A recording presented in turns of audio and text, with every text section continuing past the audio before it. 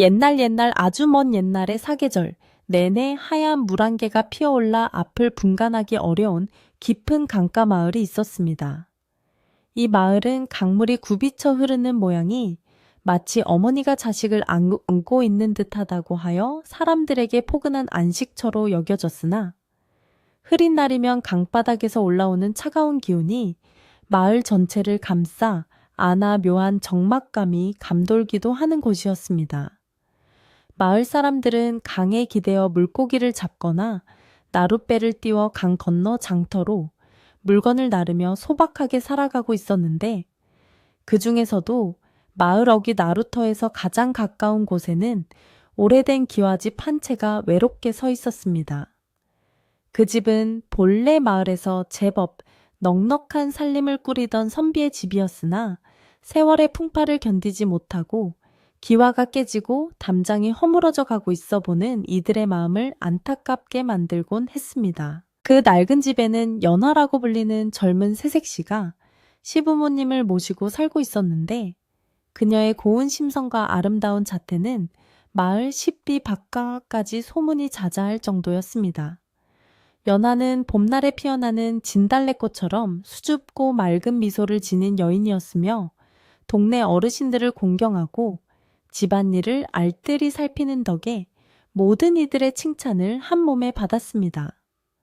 그녀는 갓 혼례를 올린 지 얼마 되지 않아 남편을 떠나보내고 홀로 빈방을 지키고 있었는데 그녀의 남편인 길수는 글을 읽기를 좋아하고 입신양명하여 가문을 일으키겠다는 큰 뜻을 품은 사내였습니다.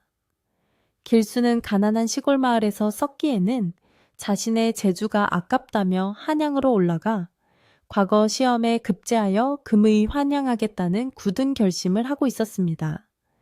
연하는 그런 남편의 뜻을 꺾을 수 없어 눈물을 머금고 그를 보내주기로 마음먹었습니다. 남편이 떠나던 날 새벽 나루터에는 여느 때보다 짙은 안개가 깔려 있어 강 건너편이 전혀 보이지 않았습니다. 연하는 정성스럽게 지은 밥과 든든한 밑반찬을 싼 보따리를 남편의 손에 들려주며 부디 몸 성이 다녀오시라고 몇 번이나 당부했습니다. 길수는 연하의 두 손을 꼭 잡고 과거에 급제하여 비단 옷을 입고 돌아와 고생만 시킨 당신을 호강시켜 주겠노라고 굳게 약속했습니다. 그는 나룻배에 올라타며 멀어지는 연하를 향해 손을 흔들었고 연하는 배가 안개 속으로 완전히 사라져 보이지 않을 때까지 그 자리에 망부석처럼 서서 하염없이 눈물을 흘렸습니다.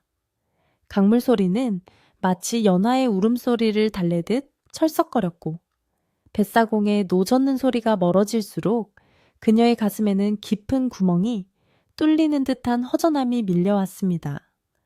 이것이 장장 10년이라는 긴 기다림의 시작이 될 줄은 그때는 아무도 알지 못했습니다. 남편이 떠난 후 연하의 하루는 오로지 남편을 기다리는 일과 시부모님을 봉양하는 일로 채워졌습니다.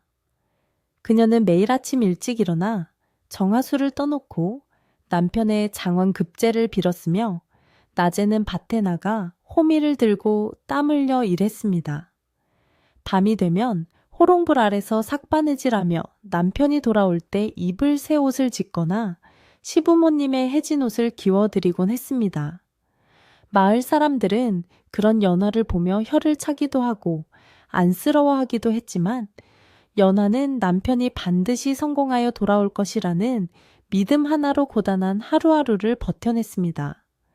계절이 바뀔 때마다 그녀는 남편이 떠난 나루터에 나가 강물을 바라보며 혹시라도 저 멀리서 남편이 탄 배가 오지 않을까 목을 빼고 기다리곤 했습니다. 봄에는 강가에 핀 버들 강아지를 보며 남편의 따뜻한 손길을 떠올렸고 여름에는 시원한 강바람에 땀을 식히며 남편의 땀방울을 생각했습니다. 그러나 한 해가 가고 두 해가 지나도 한양으로 떠난 남편에게서는 아무런 소식이 없었습니다. 처음에는 인편을 통해 간간히 안부를 묻는 서신이 오기도 했으나 3년이 지나자 그마저도 뚝 끊기고 말았습니다. 마을 사람들 사이에서는 길수가 과거에 낙방하여 부끄러워 돌아오지 못하는 것이라거나 혹시 한양에서 몹쓸 병에 걸려 객사한 것은 아닌지 수군거리는 소리가 돌기 시작했습니다. 개중에는 길수가 한양의 화려한 생활에 빠져 조강지처를 잊은 것이 아니냐는 짓궂은 말을 하는 사람도 있었지만 연하는 그런 말들을 애써 무시하며 귀를 닫았습니다. 그녀는 남편이 그럴 사람이 아니라고 굳게 믿었으며 공부에 매진하느라 연락이 뜸한 것일 뿐이라며 스스로를 위로했습니다. 그녀의 믿음은 단단한 바위 같아서 마을 사람들의 험담이나 걱정도 그녀의 마음을 흔들지는 못했습니다. 세월은 무심하게 흘러 어느덧 5년이라는 시간이 지났고 연하의 시부모님은 노환으로 자리에 눕게 되었습니다. 가세는 점점 기울어 끼니를 잊기조차 힘든 형편이 되었지만 연하는 지극정성으로 시부모님의 병수발을 들었습니다. 산에 가서 약초를 캐오고 자신의 머리카락을 잘라 판 돈으로 약을 지어오기도 했습니다. 시부모님은 그런 며느리에게 미안한 마음을 감추지 못하며 아들이 돌아오지 않아 고생만 시키는 것을 한탄했습니다. 시아버지는 죽음을 앞두고 연하의 손을 잡으며 내 아들이 돌아오거든 이 못난 애비를 용서하지 말라고 전해다오. 너를 이토록 고생시킨 죄를 어찌 갚으려는지 모르겠다 라는 유언을 남기고 눈을 감았습니다. 시어머니 또한 얼마 지나지 않아 남편의 뒤를 따랐고 넓은 기와집에는 이제 연화 혼자만이 덩그러니 남게 되었습니다. 집안의 온기는 사라지고 차가운 바람만이 뚫린 창호지 사이로 드나들며 연화의 외로움을 더욱 깊게 만들었습니다. 시부모님마저 떠나보낸 연화의 삶은 더욱 고단해졌습니다. 넓은 집을 혼자 관리하는 것은 벅찬 일이었고 낡아가는 집을 보수할 돈도 인력도 없었습니다. 비가 오는 날이면 지붕에서 물이 새어 방 안에 그릇을 받쳐 놓아야 했고 겨울이면 땔감이 부족해 냉골에서 새우잠을 자야 했습니다. 하지만 연하는 결코 집을 떠나지 않았습니다. 남편이 돌아왔을 때 따뜻하게 맞이해 줄 집이 있어야 한다고 생각했기 때문입니다. 그녀는 남편이 떠날 때 입고 갔던 도포자락을 만지작거리며 외로움을 달랬고 남편이 쓰던 책상을 닦으며 그가 돌아와 다시 글을 읽는 모습을 상상하곤 했습니다. 마을 사람들은 이제 연하를 망부석댁이라고 부르며 그녀의 미련할 정도의 기다림에 혀를 내둘렀습니다. 어떤 이들은 젊은 나이에 혼자 수절하는 것이 아깝다며 재가를 권하기도 했지만 연하는 단호하게 고개를 저으며 남편을 기다리겠다는 뜻을 굽히지 않았습니다. 7년째 되던 해 마을에는 큰 흉년이 들어 많은 사람이 굶주림에 시달렸습니다. 강물조차 말라버려 물고기를 잡기도 힘들었고 논밭은 거북이 등처럼 갈라져 곡식을 거둘 수 없었습니다. 연화 역시 초금목피로 연명하며 힘겨운 나날을 보냈습니다. 그녀의 고운 얼굴은 야위어 광대뼈가 도드라졌고 거칠어진 손마디는 나무 껍질처럼 딱딱해졌습니다.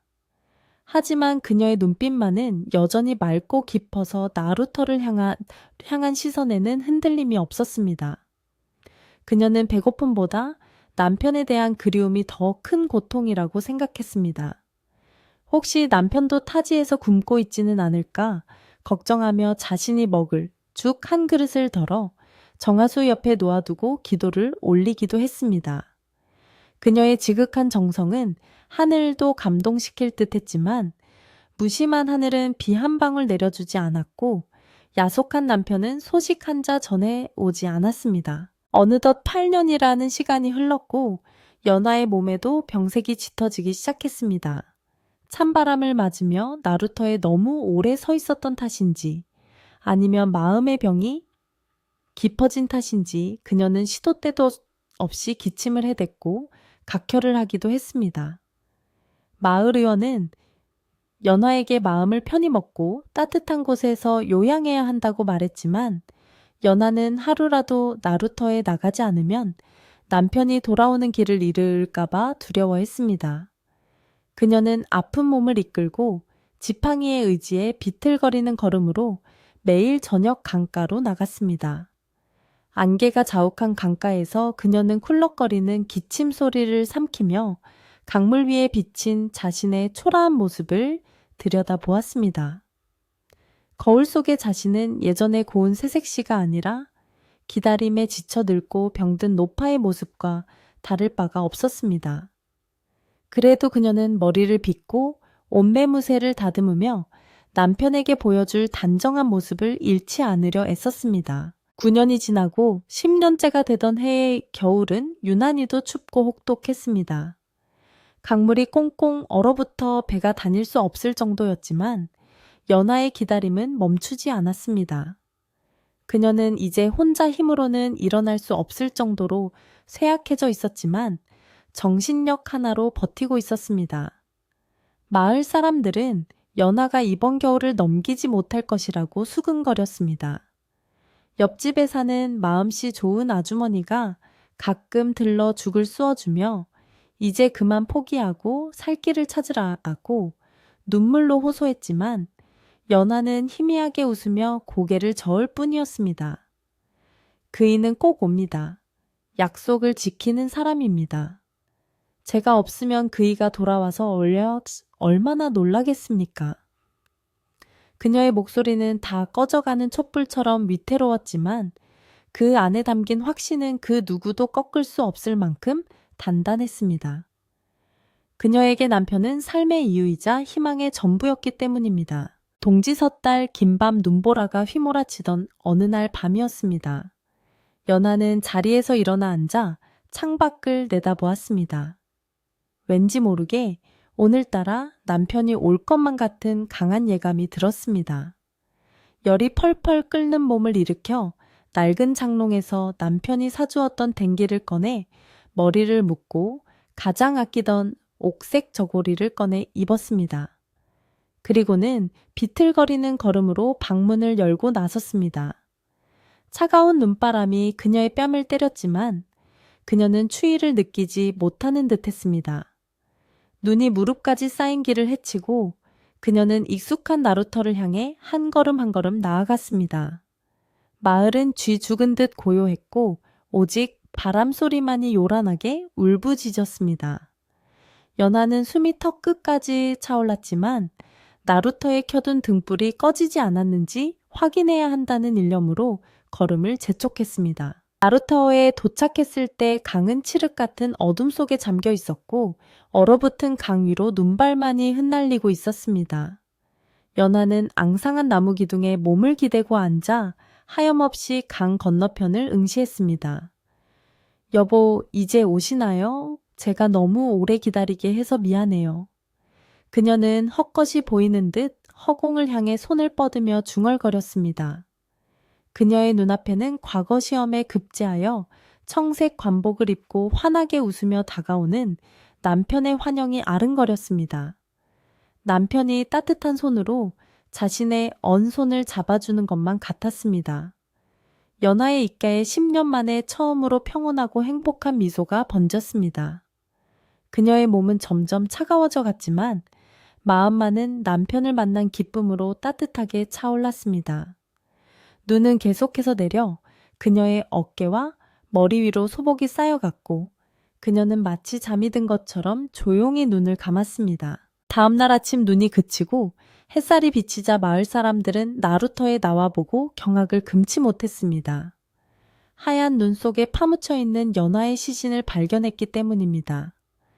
그녀는 마치 살아있는 사람처럼 평온한 표정으로 앉아 있었으며 두 손은 강 쪽을 향해 모으고 있었습니다.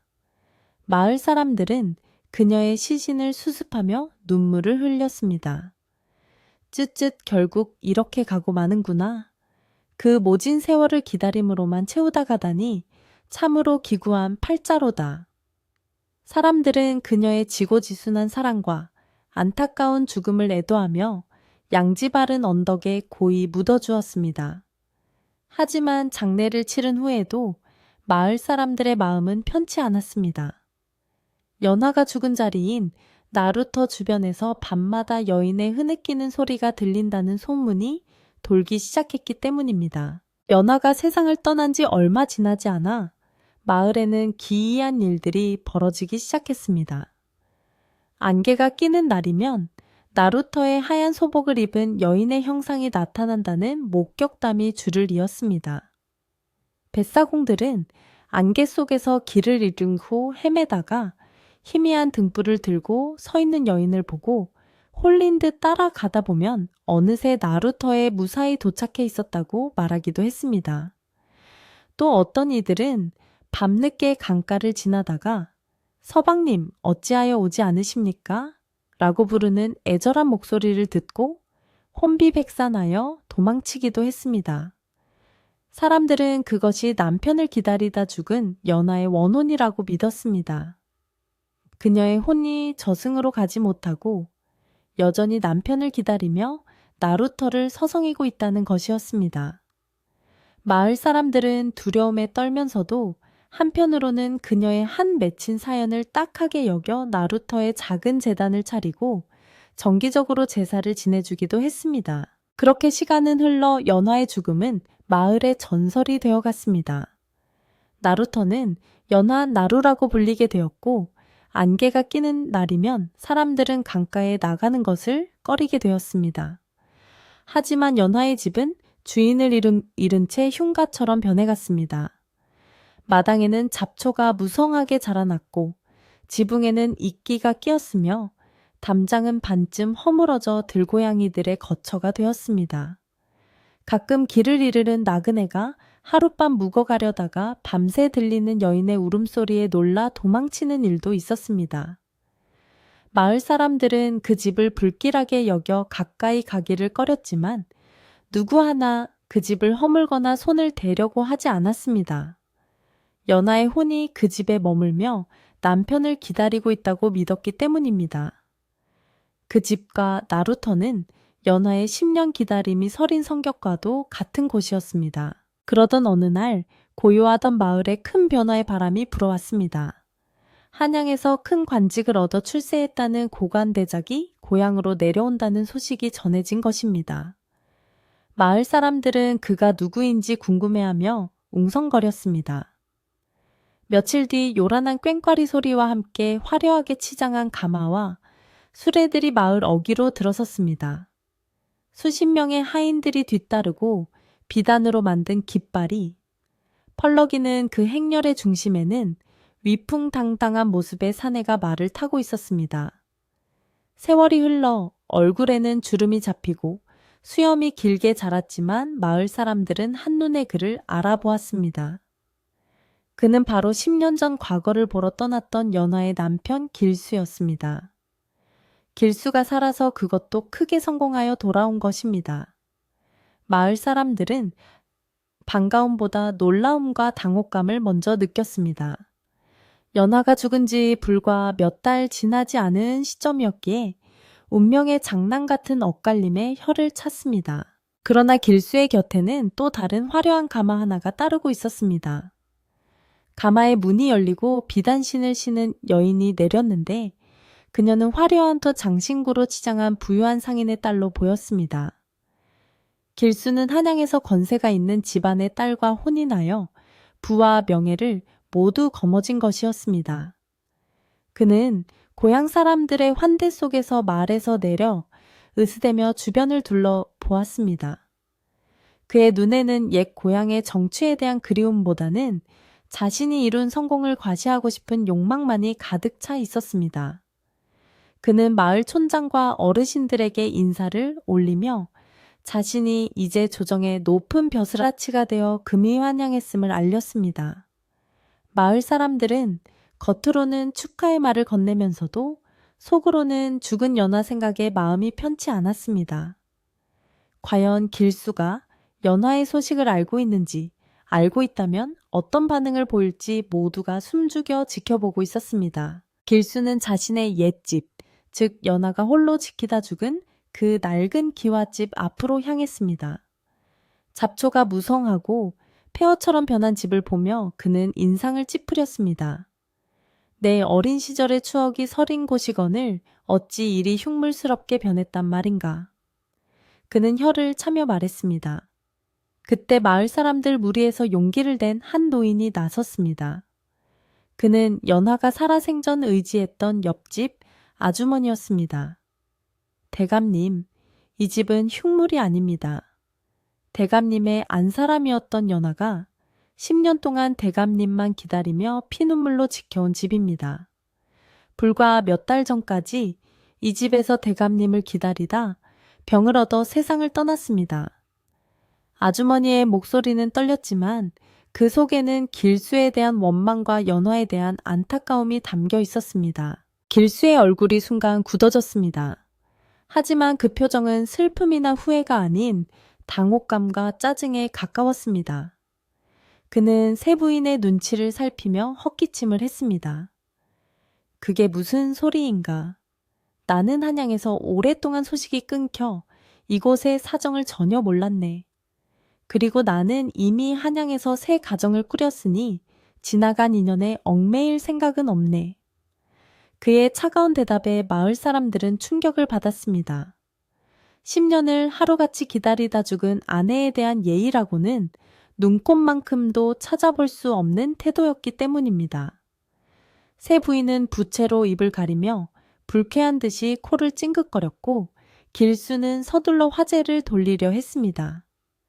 이런 다 쓰러져 가는 집은 내 체면에 맞지 않소. 당장 이 집을 밀어버리고 강이 내려다 보이는 이곳에 크고 화려한 정자를 짓고 싶소. 내 성공을 기념할 만한 멋진 별장을 지어 마을을 빛내겠소. 길수의 말은 마을 사람들에게 큰 파문을 일으켰습니다. 연하의 한이 서린 집을 허물고 그 자리에 자신을 위한 유흥의 공간을 짓겠다는 것은 죽은 사람에 대한 모독이나 다름없었습니다. 사람들은 수군거리기 시작했습니다. 천벌을 받을 소리를 하는구먼. 조강지처를 벌인 것도 모자라 그 흔적마저 지우려 하다니 연하의 원혼이 가만히 있지 않을 걸세. 하지만 건세를 등에 업은 길수는 마을 사람들의 수군거림을 무시했습니다. 그는 이미 한양에서 데려온 인부들에게 지시하여 공사 준비를 서두르게 했습니다.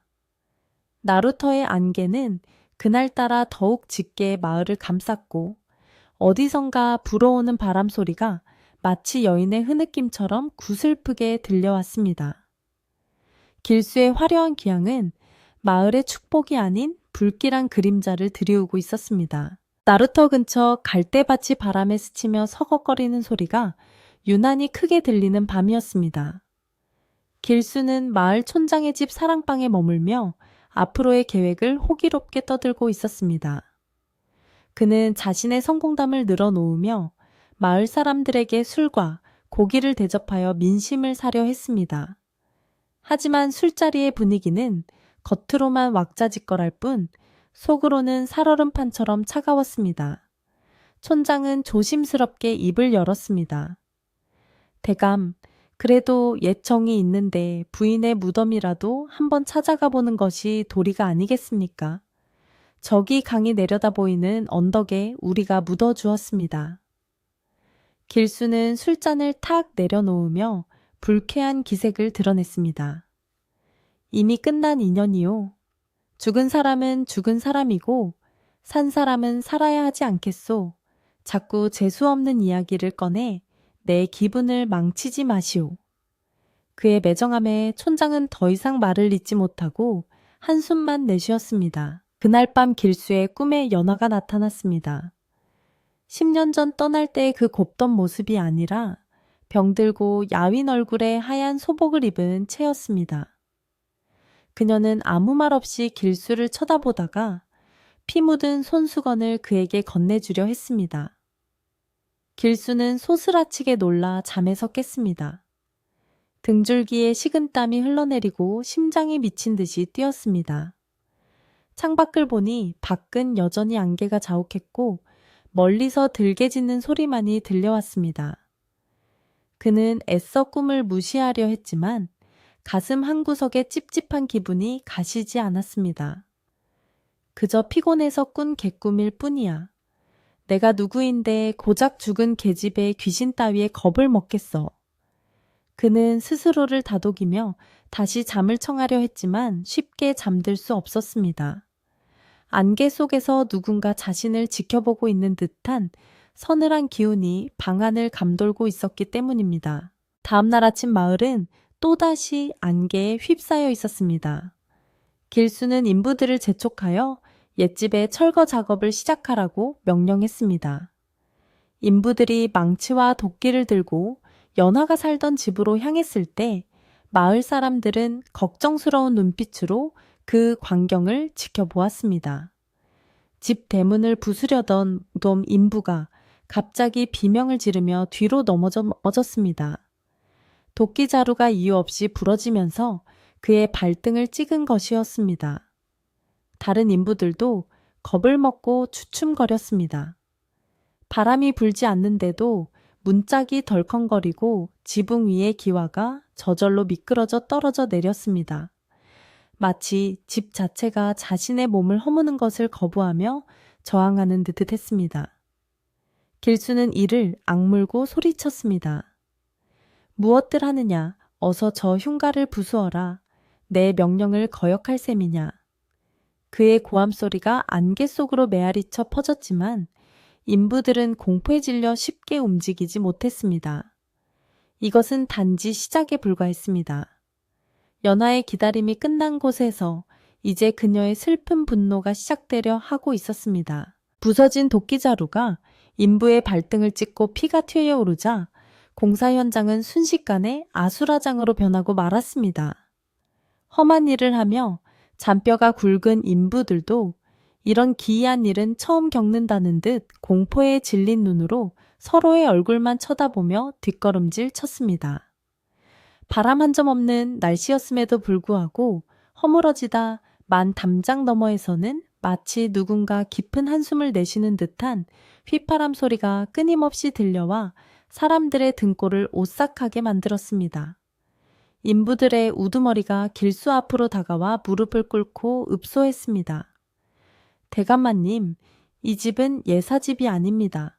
도끼가 저절로 튀어나가고 기둥을 내리치려 하면 손목이 마비되는 것처럼 저릿해서 도저히 일을 계속할 수가 없습니다. 부디 오늘은 이만 작업을 멈추게 해주십시오. 그의 목소리는 덜덜 떨리고 있었고 이마에는 식은땀이 송골송골 맺혀 있었습니다. 길수는 바들바들 떨고 있는 인부들을 내려다보며 혀를 찼지만 그의 눈빛에는 분노와 짜증이 가득 서려 있었습니다. 그는 자신의 영달을 과시하기 위해 시작한 첫 사업이 고작 낡은 집 한 채 때문에 막힌다는 사실을 용납할 수 없었습니다. 이런 한심한 놈들을 보았나 내 놈들이 일을 제대로 하지 않고 꾀병을 부리는 것을 내가 모를 줄 아느냐. 귀신이니 뭐니 하는 헛소리로 내 일을 방해하려 들면 관에 일러 엄히 다스릴 것이다. 길수는 쩌렁쩌렁한 목소리로 호통을 치며 쥐고 있던 부채로 인부의 어깨를 매몰차게 내리쳤습니다. 그의 위세에 눌린 인부들은 울며 겨자 먹기로 다시 연장을 집어들었지만 누구 하나 선뜻 앞으로 나서서 망치질을 하려는 사람은 없었습니다. 그들이 주저하는 사이 하늘에는 먹구름이 몰려와 해를 가리기 시작했고 대낮인데도 사방이 어둑어둑해지며 불길한 기운이 감돌았습니다. 마지못해 한 젊은 인부가 곡괭이를 들어 흙벽을 내리찍는 순간 벽이 무너져 내리면서 흙먼지 속에 숨겨져 있던 낡은 여인의 신발 한 짝이 툭 하고 떨어져 나왔습니다. 그것은 연화가 생전에 아끼던 색이 다 바랜 꽃신이었습니다. 그 모습을 본 인부는 으악 하고 비명을 지르며 엉덩반가를 찧었고 주변에 있던 사람들도 기겁하며 물러섰습니다. 마치 그 신발이 살아있는 생물이라도 되는 양 사람들은 그것을 피해 원을 그리며 도망쳤습니다. 길수는 성큼성큼 다가가 그 신발을 발로 걷어차며 소리쳤습니다. 고작 쓰레기 조각 하나에 놀라 자빠지다니. 사내 놈들이 부끄럽지도 않으냐. 당장 저것을 불태워버려라. 그의 명령에도 불구하고 인부들은 신발에 손을 대기조차 꺼렸습니다. 그 신발에는 10년을 한자리에 서서 기다린 여인의 한이 서려 있는 듯 처연하면서도 섬뜩한 느낌을 주고 있었기 때문입니다. 소란스러운 공사 현장의 소식은 삽시간에 마을 전체로 퍼져나갔고 마을의 우물가와 빨래터는 아낙네들의 수군거림으로 시끄러워졌습니다. 방망이질을 하던 아낙 하나가 조심스럽게 입을 열었습니다. 들었는가 길수 그 사람이 연화가 살던 집을 부수려다가 인부들이 다치고 난리가 났다는구먼. 아무리 출세해서 눈에 뵈는 게 없다지만 조강지처가 죽은 자리를 그리 짓밟아서야 쓰나. 옆에 있던 다른 아낙이 맞장구를 치며 혀를 찼습니다. 그러게 말일세. 연화가 그 모진 세월을 어떻게 버텼는데 죽어서도 눈을 못 감고 구천을 떠돌고 있을 게 뻔해. 그 집 기둥 하나 돌 하나에 연화 눈물이 안 묻은 곳이 없는데 그걸 부수려 하니 탈이 안 나고 배기겠나. 그녀들의 이야기는 단순히 남의 집 불구경이 아니었습니다. 마을 사람들은 모두 연화의 사정을 알고 있었기에 길수의 행동을 인륜을 저버린 폐륜으로 여기며 분개하고 있었습니다. 마을 사람들 사이에서는 길수의 새 부인에 대한 이야기도 오르내렸습니다. 그 한양에서 왔다는 새 부인은 이 사실을 알까 자기 남편이 시골 구석에 본처를 두고 10년이나 모른 척했다는 걸 말이야. 한 노파가 빨래를 헹구며 낮은 목소리로 말했습니다. 알 리가 있나. 알면 저렇게 고개를 빳빳하게 들고 다니겠어? 길수 그 위인이 아주 작정을 하고 속인 게지. 천벌을 받을 놈, 남의 눈에 눈물 내면 제 눈에는 피눈물이 나는 법이야. 사람들은 길수의 뻔뻔함에 치를 떨면서도 한편으로는 아무것도 모르고 따라온 새 부인이 가엾다는 생각도 들었습니다. 하지만 누구 하나 나서서 새 부인에게 진실을 말해줄 용기는 없었습니다. 길수의 권세가 무섭기도 했고 남의 집안일에 끼어들어 봉변을 당할까 두려웠기 때문입니다. 그렇게 진실은 안개 속에 가려진 채 마을 사람들의 입에서 입으로만 은밀하게 전해지고 있었습니다. 한편 마을 촌장의 집 사랑채에 머물고 있던 길수의 새 부인 명주는 왠지 모를 불안감에 휩싸여 있었습니다. 그녀는 낮에 들려오던 요란한 소음과 남편의 화난 목소리, 그리고 하인들이 수군거리는 소리를 들으며 무언가 잘못 돌아가고 있음을 직감했습니다. 명주는 본래 한양의 부유한 상인의 딸로 귀하게 자라 세상 물정에는 어두웠으나 여인의 직감은 예리했습니다. 그녀는 자신의 몸종을 불러 조용히 물었습니다. 오늘 공사판에서 무슨 일이 있었느냐? 서방님께서 저리 노하시는 걸 보니 예사일이 아닌 듯하구나. 몸종은 머뭇거리며 대답을 피하려 했습니다. 아무것도 아닙니다, 마님. 그저 시골 일꾼들이 일을 서툴게 하여 대감마님 심기를 거스른 모양입니다. 몸종의 눈동자가 흔들리는 것을 본 명주는 더 캐묻고 싶은 마음이 굴뚝 같았으나 남편의 체면을 생각하여 입을 다물었습니다. 그날 저녁 밖에서 일을 마치고 돌아온 길수는 평소보다 훨씬 지쳐 보였고 신경이 날카로워져 있었습니다. 명주는 남편의 눈치를 살피며 따뜻한 꿀물을 내왔습니다. 서방님, 고향에 와서 쉬지는 못하고 공사 때문에 심려가 크신 듯합니다. 급하게 생각하지 마시고 천천히 하시지요. 명주의 부드러운 말에도 길수는 인상을 찌푸리며 퉁명스럽게 대답했습니다. 부인 당신은 상관할 바 아니오.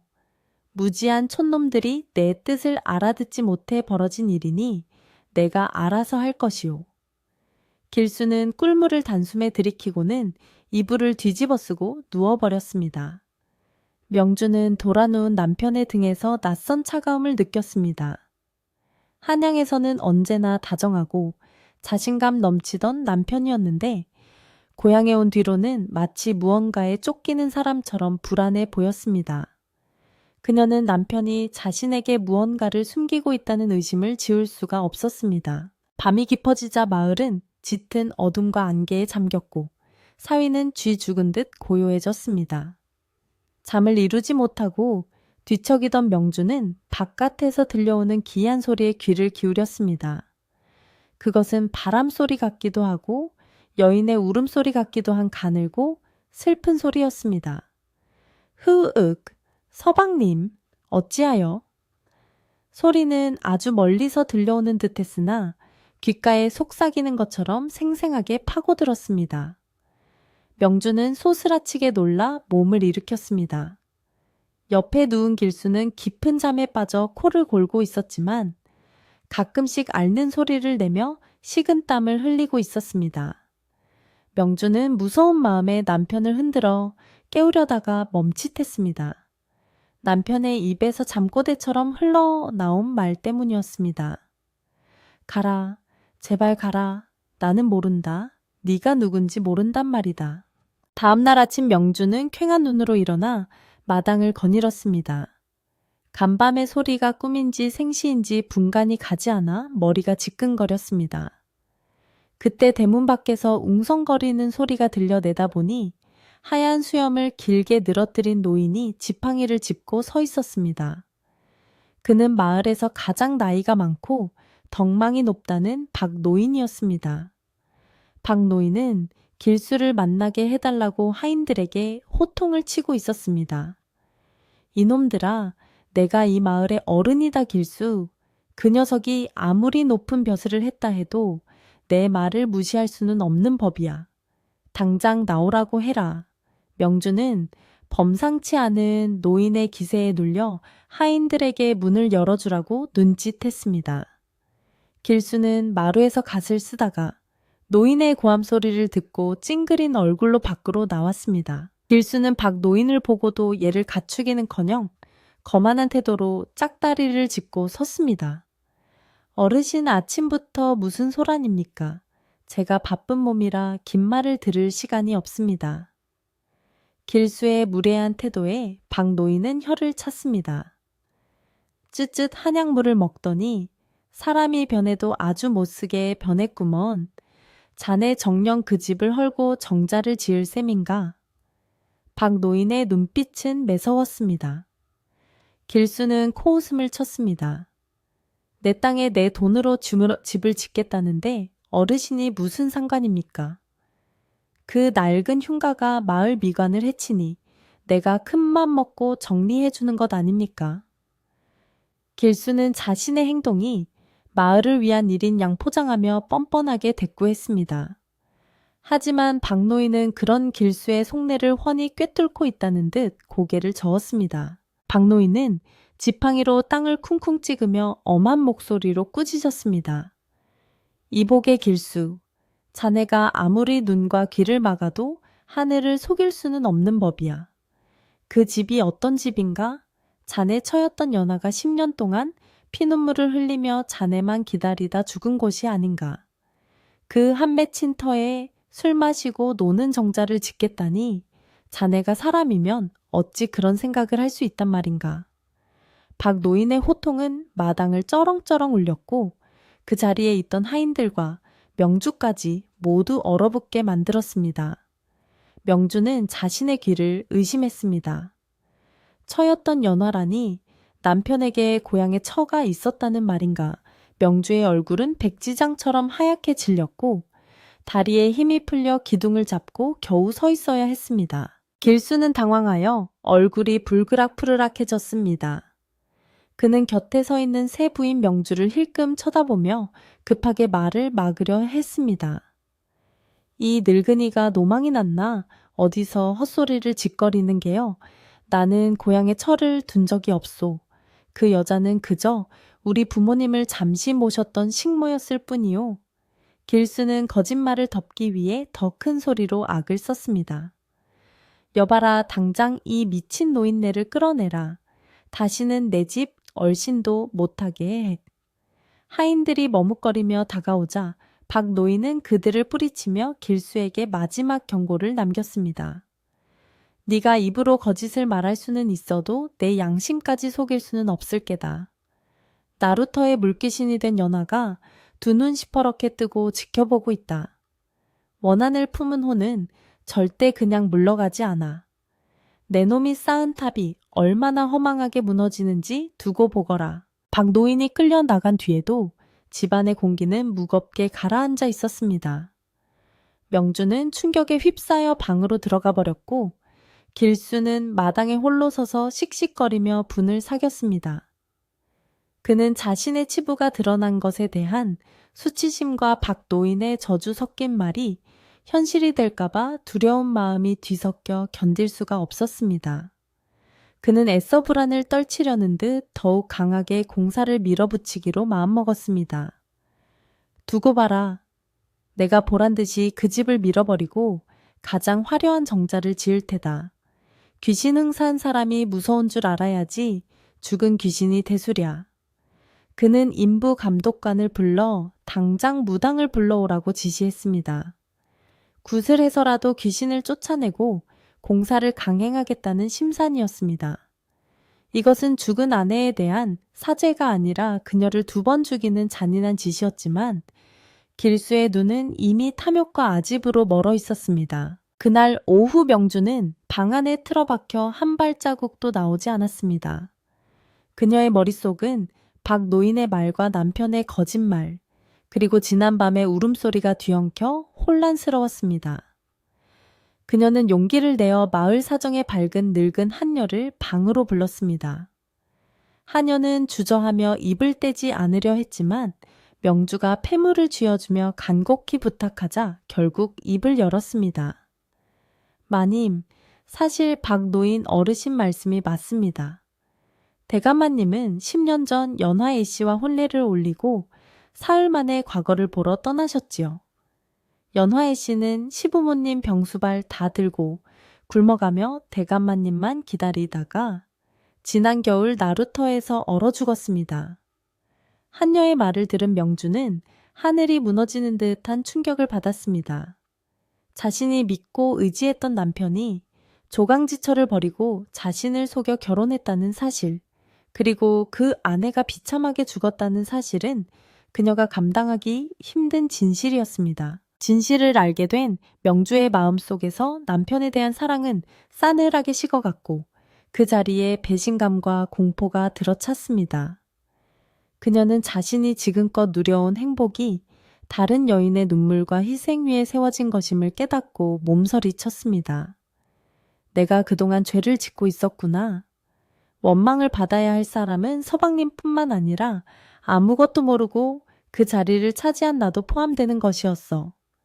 명주는 가슴을 치며 오열했습니다. 하지만 그녀는 당장 짐을 싸서 떠날 수도 없었습니다. 이 낯선 시골 마을에서 밤이 깊어가고 있었고 밖에는 짙은 안개가 깔려 한 치 앞도 분간할 수 없었기 때문입니다. 그녀는 두려움에 떨며 이 밤이 무사히 지나가기만을 기도할 뿐이었습니다. 그러나 그녀의 기도와 달리 밖에서는 더욱 불길한 징조들이 나타나기 시작했습니다. 어둠이 내린 마을 나루터에는 평소보다 훨씬 짙고 차가운 안개가 피어올랐습니다. 안개는 마치 살아있는 뱀처럼 마을 골목골목을 누비며 길수가 머무는 집으로 스며들었습니다. 공사를 위해 쌓아놓은 자재들이 와르르 무너지는 소리가 들렸고 마을의 개들이 허공을 향해 미친 듯이 짖어대기 시작했습니다. 촌장의 집 마당에 묶여있던 말조차 겁에 질려 뒷걸음질 치며 히잉거렸습니다.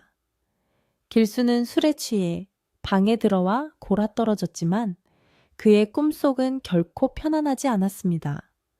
꿈속에서 그는 끝도 없는 강물 위를 떠다니고 있었고 물밑에서 창백한 손들이 뻗어나와 그의 발목을 잡아당기고 있었습니다.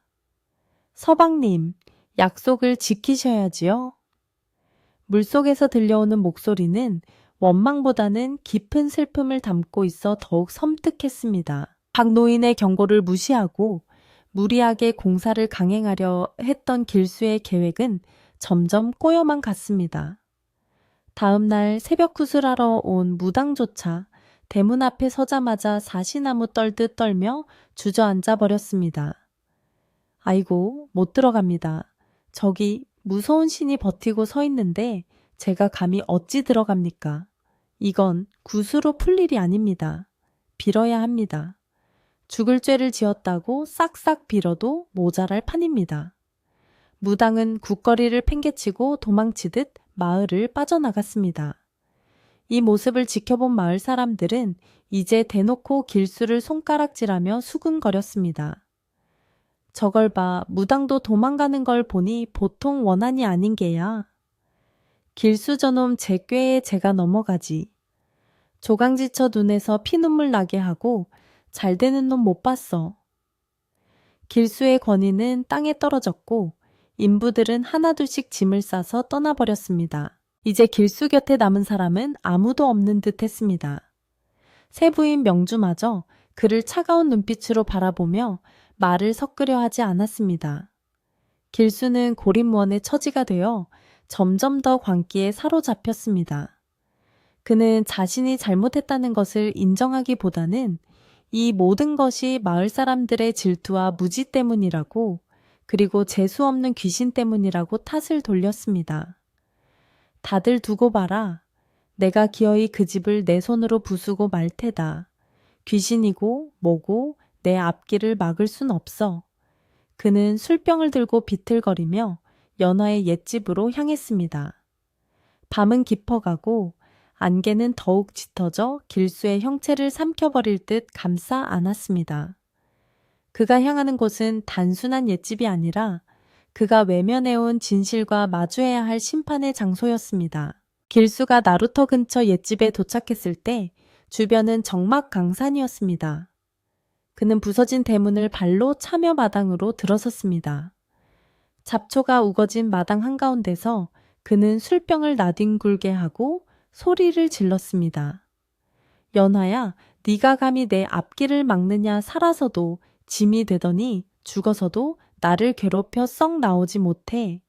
그의 고함 소리는 공허하게 메아리쳤지만 돌아오는 대답은 바람 소리뿐이었습니다. 그때 부서진 안방문이 끼익 소리를 내며 천천히 열렸습니다. 그 안에는 아무것도 없었지만 짙은 어둠 속에서 하얀 소복 자락 같은 것이 스윽하고 지나가는 것이 보였습니다. 길수는 순간 머리카락이 쭈뼛 서는 공포를 느꼈지만 술기운을 빌려 헛것을 보았다고 스스로를 속였습니다. 하지만 그는 알지 못했습니다. 안개 속에서 그를 지켜보는 시선이 하나가 아니라는 것을, 그리고 그의 등 뒤로 차가운 강바람이 불어오며 그의 귓가에 익숙한 노랫가락이 들려오기 시작했다는 것을 말입니다. 그것은 연하가 생전에 길수를 기다리며 흥얼거리던 슬픈 자장가였습니다. 익숙한 자장가 소리는 귓가에 맴돌며 길수의 취한 정신을 더욱 어지럽혔습니다. 그것은 그가 과거를 보러 한양으로 떠나기 전날 밤 불안해하는 그를 달래기 위해 연하가 나지막이 불러주던 바로 그 곡조였습니다. 길수는 귀를 틀어막으며 고개를 저었지만 소리는 귀로 들리는 것이 아니라 머릿속에서 울리는 듯 점점 더 또렷해졌습니다. 이게 무슨 조화란 말이냐? 내가 술에 너무 취해 헛것을 듣는 것이 분명하다. 그는 애써 소리쳤지만 목소리는 공포에 질려 갈라졌습니다. 마당의 잡풀들이 바람에 흔들리는 소리조차 마치 수만 명의 사람들이 자신을 비웃으며 속삭이는 소리처럼 들려왔습니다. 그는 비틀거리며 마당 한가운데 있는 낡은 평상에 주저앉았고 등줄기에서는 식은땀이 비 오듯 쏟아져 내렸습니다. 아무도 없는 폐가에서 느끼는 시선은 그 어느 때보다 따갑고 집요하게 그의 전신을 훑고 있었습니다. 그 시각 마을 촌장의 집 사랑채에 머물고 있던 명주는 뜬 눈으로 밤을 지새우고 있었습니다. 남편 길수가 술병을 들고 나간 후 불안한 예감에 도저히 잠을 이룰 수 없었기 때문입니다. 그녀는 밖에서 들려오는 바람 소리가 심상치 않음을 느끼고 방문을 열었습니다. 칠흑 같은 어둠 속에서도 나루터 쪽 하늘이 묘하게 붉고 푸른 빛으로 일렁이는 것이 보였습니다. 마치 도깨비불이 춤을 추는 듯한 기이한 광경에 명주는 가슴이 덜컥 내려앉았습니다. 그녀는 더 이상 방관할 수 없다는 생각에 옷매무새를 다듬고 자리에서 일어났습니다. 비록 남편이 저지른 죄라 할지라도 그와 부부의 연을 맺은 자신 또한 그 죄에서 자유로울 수 없다는 생각이 들었습니다. 명주는 부엌으로 가서 정화수 한 그릇과 촛불 하나를 챙겨 들고 떨리는 마음을 다잡으며 조용히 대문을 나섰습니다. 명주가 마을길을 걸어갈 때 짙은 안개는 그녀의 발목을 휘감으며 걸음을 방해했습니다. 마을은 깊은 잠에 빠져 있었지만 간간이 들려오는 개 짖는 소리가 그녀의 긴장감을 고조시켰습니다. 그녀는 마을 어귀를 지나 나루터로 향하는 길목에서 몇몇 마을 사람들과 마주쳤습니다. 그들은 잠을 못 이루고 나와 삼삼오오 모여 나루터 쪽을 걱정스럽게 바라보고 있었습니다. 아이고, 새 부인께서 이 밤중에 어딜 가십니까? 저기는 지금 위험합니다. 가지 마십시오. 마을 아낙 하나가 명주의 소매를 잡으며 말렸습니다. 하지만 명주는 단호한 표정으로 고개를 젓습니다. 제가 가야 합니다. 제 남편이 지은 죄를 조금이라도 씻으려면 제가 가서 빌어야 합니다. 억울하게 죽은 그분의 혼을 달래주지 않으면 이 마을에 더 큰 화가 닥칠 것입니다. 그녀의 결연한 태도에 마을 사람들은 더 이상 말리지 못하고 길을 터주었습니다. 나루터에 가까워질수록 공기는 더욱 차갑고 습해졌습니다. 강에서 불어오는 바람에는 비릿한 물 냄새와 함께 썩은 나무 냄새가 섞여 있었습니다. 명주는 멀리서 길수가 옛집 마당에서 고래고래 소리를 지르며 난동을 부리는 모습을 보았습니다. 그는 허공에 대고 주먹질을 하거나 보이지 않는 무언가와 싸우는 듯 몸부림치고 있었습니다. 명주는 그 처참한 광경에 눈시울이 붉어졌습니다. 한양에서는 그리도 당당하고 위엄 있던 남편이 자신의 욕심과 죄책감에 짓눌려 미치광기처럼 변해버린 모습이 안타깝고도 원망스러웠습니다. 그녀는 남편에게 다가가기 전에 먼저 나루터 끝 연하가 죽었다는 그 자리로 발걸음을 옮겼습니다. 그곳에는 마을 사람들이 세워둔 작은 돌무덤과 시들해진 꽃들이 놓여 있었습니다. 명주는 그 앞에 정화수를 올리고 촛불을 켰습니다. 형님, 아니 연화애 씨?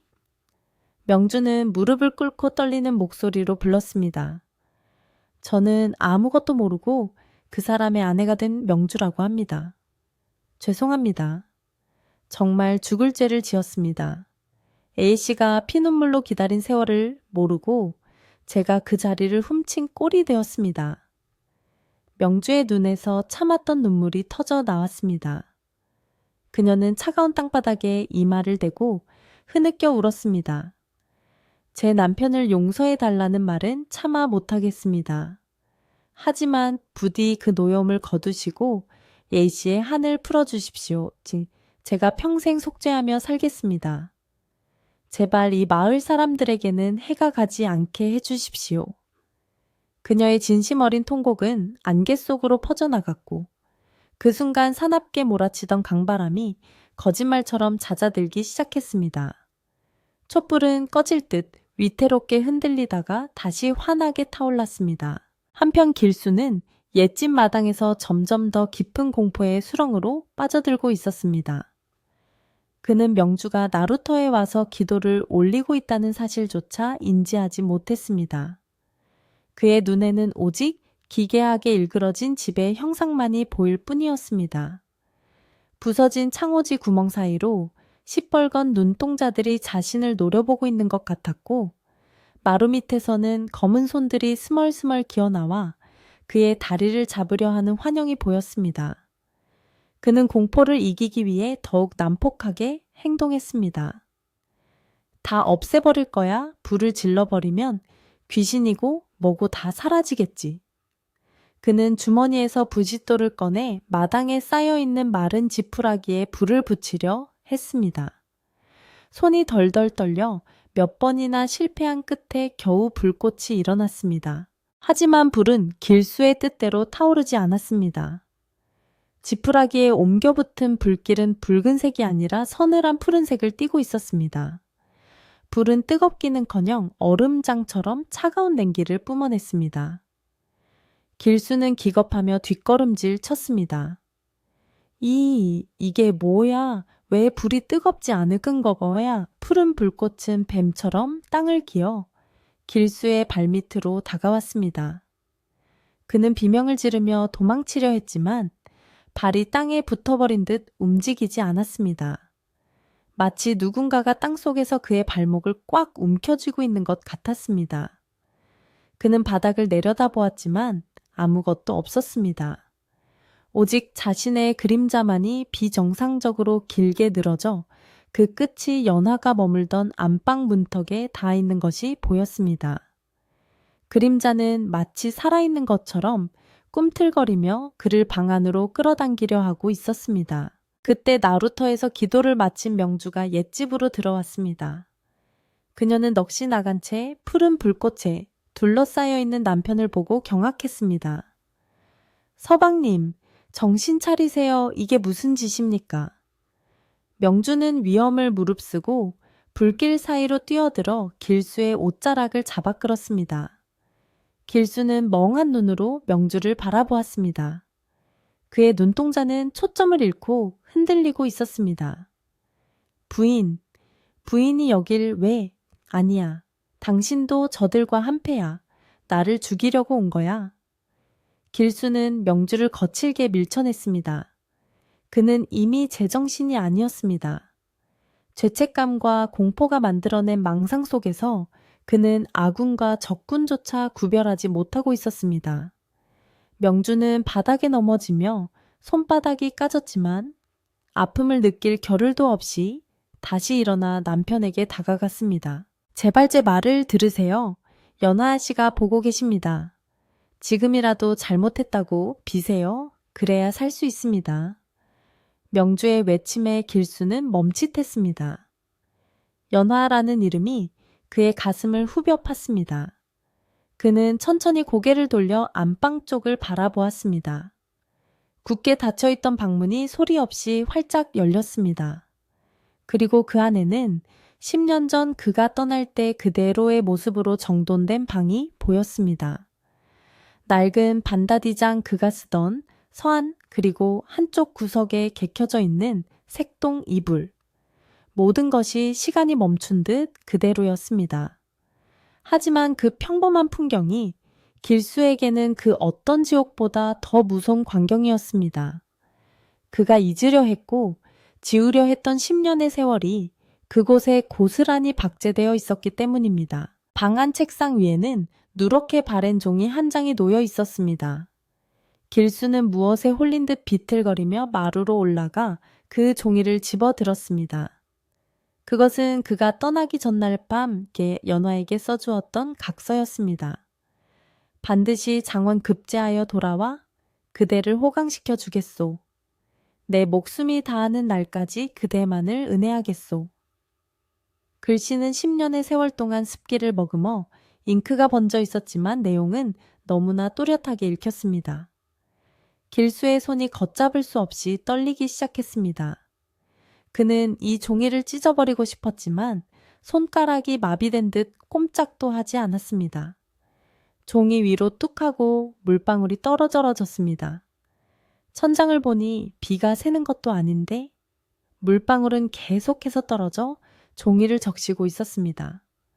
그것은 마치 누군가의 눈물처럼 보였습니다. 마을 사람들도 하나둘씩 횃불을 들고 옛집 주변으로 모여들었습니다.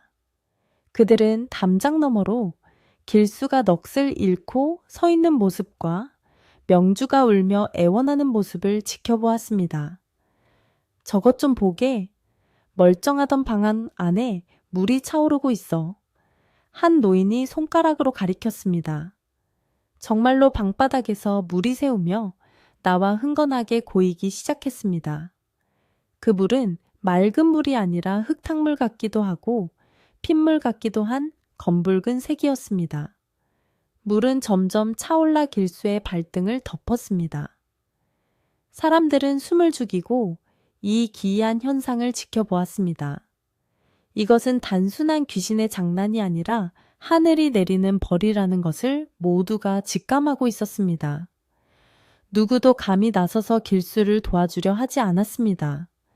인과응보의 현장 앞에서 사람들은 두려움과 경외심을 동시에 느꼈습니다. 길수는 발밑에서 차오르는 차가운 물의 감촉에 정신이 번쩍 들었습니다.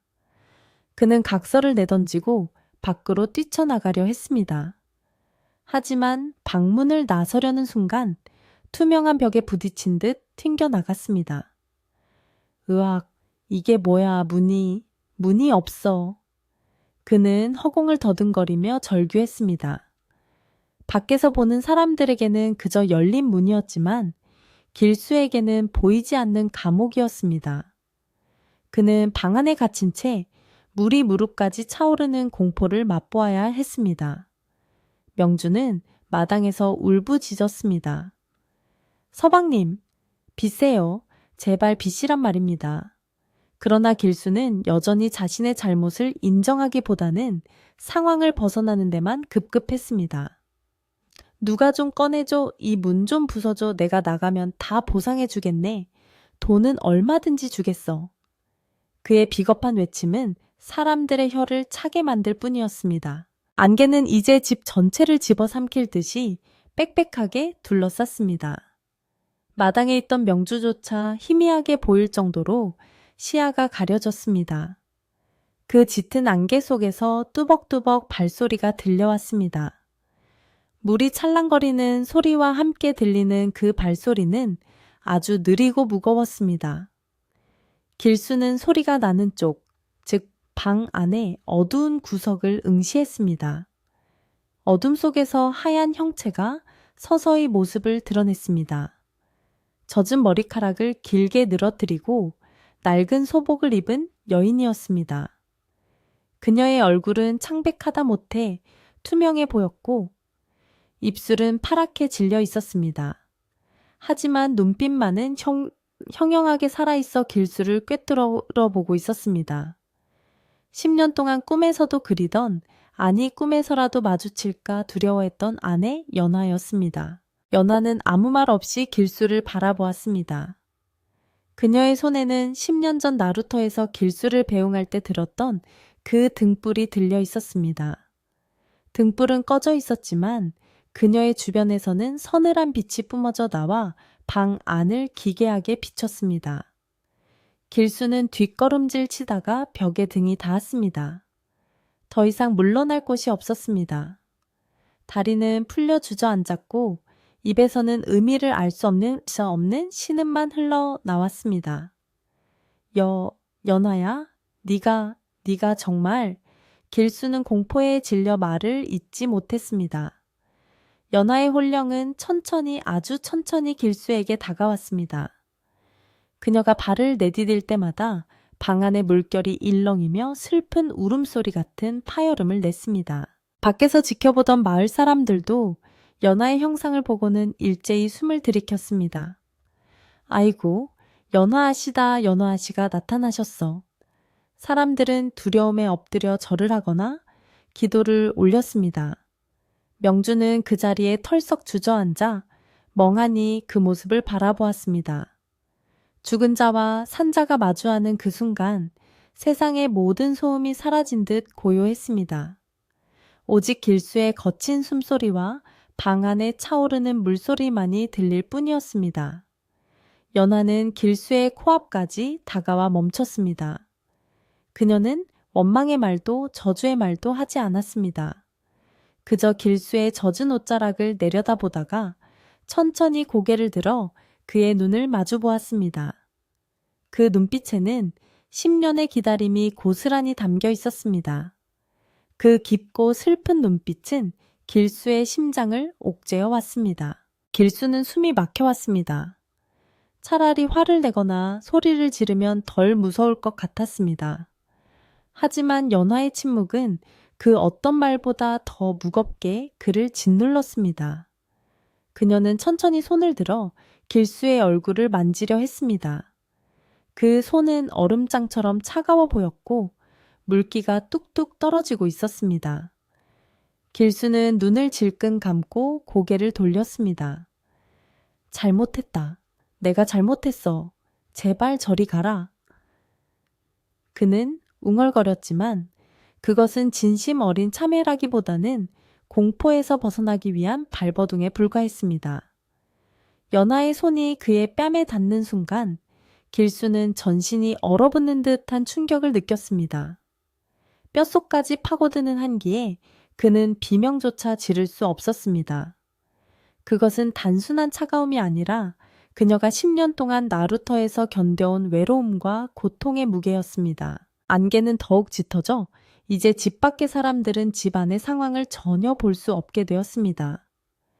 오직 희미한 등불빛과 간간히 들려오는 길수의 억눌린 신음소리만이 안개 너머로 새어나올 뿐이었습니다. 마을 사람들은 두려움에 떨며 자리를 뜨지 못했습니다. 이 밤이 지나고 나면 무언가가 완전히 달라질 것임을 모두가 예감하고 있었습니다. 박 노인은 지팡이를 꽉 쥐고 중얼거렸습니다. 결국 올 것이 왔구나. 묵은 빚을 갚지 않고는 새날을 맞을 수 없는 법이지. 명주는 안개 속을 향해 끊임없이 절을 하며 빌고 또 빌었습니다. 그녀의 기도가 닿았는지 아니면 연화의 한이 절정에 달했는지 갑자기 하늘에서 천둥이 치며 굵은 빗방울이 떨어지기 시작했습니다. 비는 안개를 씻어내기는커녕 나루터의 강물을 불려 집 쪽으로 밀려들게 만들었습니다. 강물은 순식간에 불어나 마당까지 넘실거렸습니다. 마치 강 자체가 연화의 눈물이 되어 집을 삼키려는 듯했습니다. 길수는 방 안에서 무릎까지 차오른 물과 싸우며 눈앞에 서 있는 연화의 혼령과 대치하고 있었습니다. 이제 그는 도망칠 수도 외면할 수도 없었습니다. 그의 모든 퇴로는 차단되었고 오직 진실과 마주하는 길만이 남아 있었습니다. 연화는 손에 들고 있던 꺼진 등불을 길수에게 내밀었습니다. 그러자 등불에서 다시 파르르니 불꽃이 피어올랐습니다. 그 불빛 아래서 길수는 보았습니다. 자신의 젊은 날의 약속과 그 약속을 헌신짝처럼 버린 자신의 추악한 욕망을, 그리고 그 욕망이 만들어낸 비극적인 결과를. 이제 모든 것이 명백해졌습니다. 감추려 했던 비밀은 안개처럼 흩어지고 앙상한 진실만이 뼈대처럼 드러났습니다. 연화가 내민 등불의 푸른 불꽃은 길수의 망막을 태울 듯이 강렬하게 타올랐지만 그것은 뜨거움이 아닌 서늘한 냉기로 그의 영혼을 파고들었습니다. 그 불빛 속에서 길수는 자신이 지난 10년간 애써 외면하고 덮어두었던 기억의 조각들을 강제로 마주해야만 했습니다. 과거 급제라는 허울 좋은 명분 아래 조강지처를 헌신짝처럼 버리고 부와 권력을 쫓아 한양의 세도가에 기웃거렸던 자신의 비굴한 모습이 주마등처럼 스쳐 지나갔습니다. 연하는 그 어떤 질타의 말도 하지 않았지만 그녀의 슬픈 눈동자는 길수에 썩어 문드러진 양심을 거울처럼 비추고 있었습니다. 길수는 그 시선을 견딜 수가 없어 바닥에 머리를 쳐박고 오열하기 시작했습니다. 내가 죽을 죄를 지었다.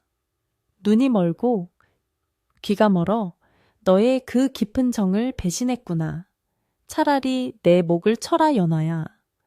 그의 통곡 소리는 빗소리에 섞여 처절하게 울려 퍼졌습니다. 길수의 참회가 시작되자 방 안을 가득 채웠던 검붉은 물이 거짓말처럼 서서히 빠져나가기 시작했습니다.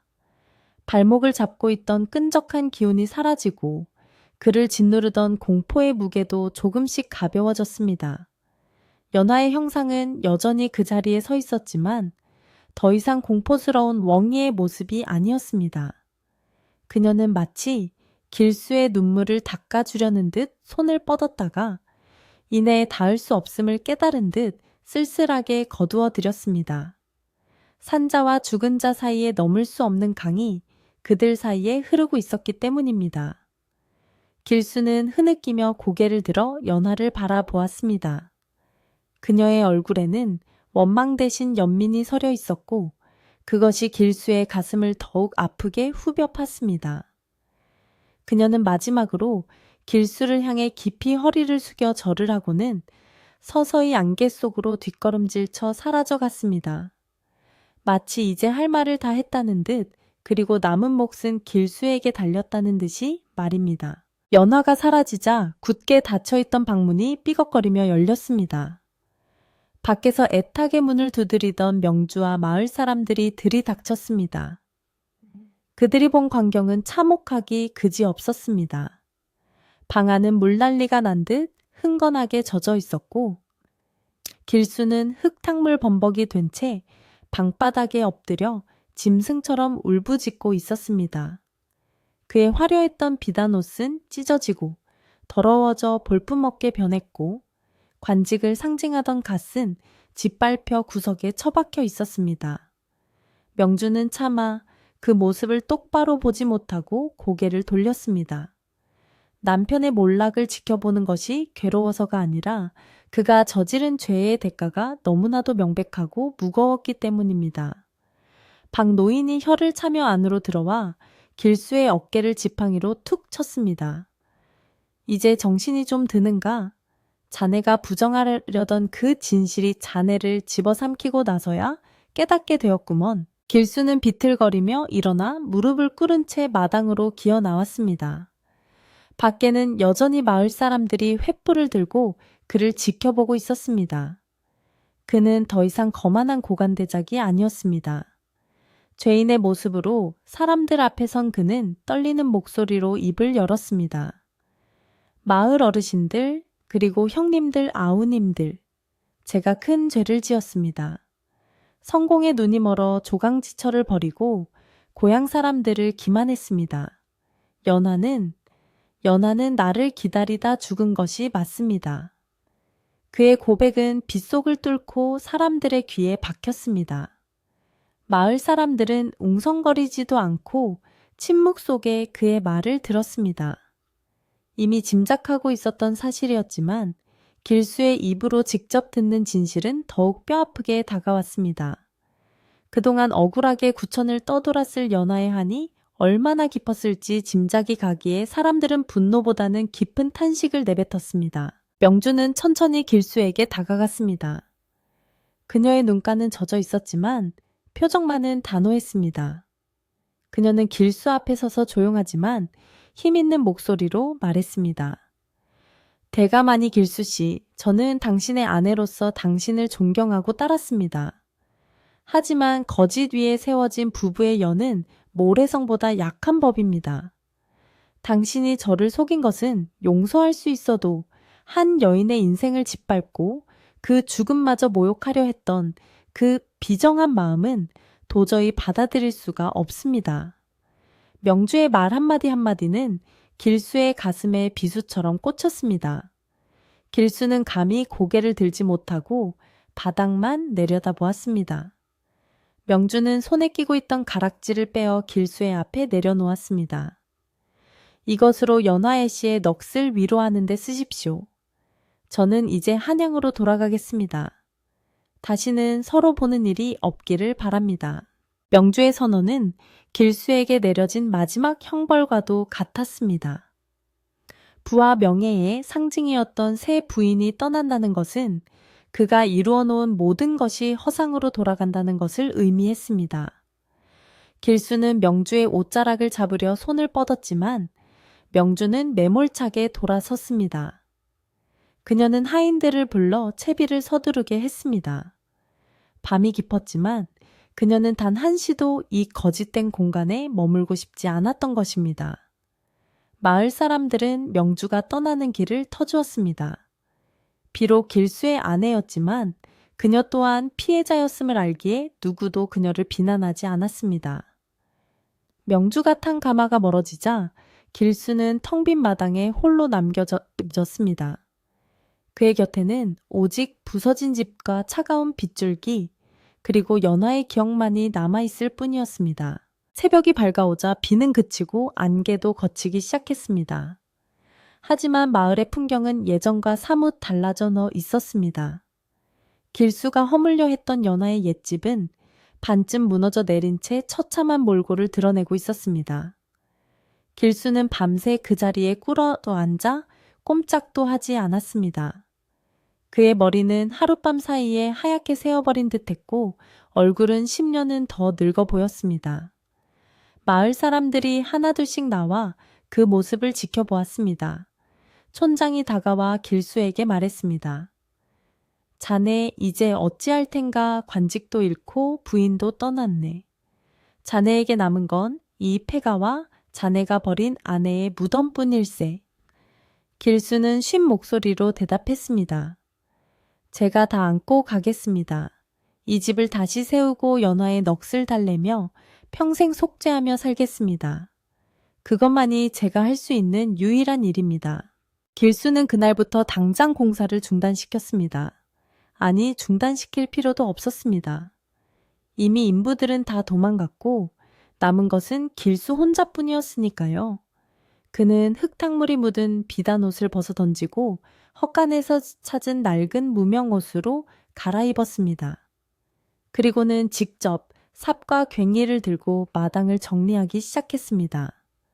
평생 붓만 잡았던 그의 손에는 금세 물집이 잡히고 피가 맺혔지만 그는 멈추지 않았습니다.